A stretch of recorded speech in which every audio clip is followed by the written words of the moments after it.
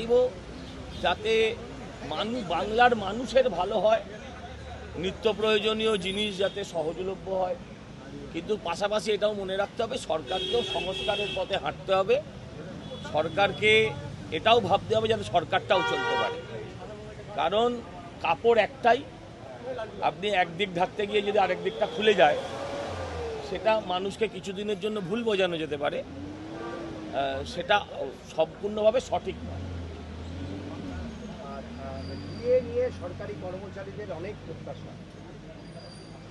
প্রত্যাশা স্বাভাবিক থাকবে, সরকারও বিবেচনা করবে, যতটা সম্ভব হয় নিশ্চয়ই সরকার পূরণ করার চেষ্টা করবে। আরেকটা বিষয় সেটা হচ্ছে দীর্ঘদিন ধরে রাজ্যের শিক্ষার হাল অত্যন্ত খারাপ, পরীক্ষা হয় না, এই পুরো পরিকাঠামোটা প্রায় ভেঙে পড়ার মুখে বলে অভিযোগ উঠছে বারবার।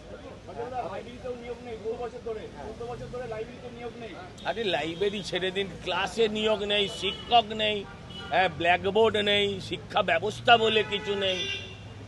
লাইব্রেরি নিয়োগ নিশ্চয়ই প্রয়োজন, তার আগে শিক্ষক নিয়োগও প্রয়োজন। আর নাথিং ইজ ম্যাজিক, কোনোটাই ম্যাজিক নয়।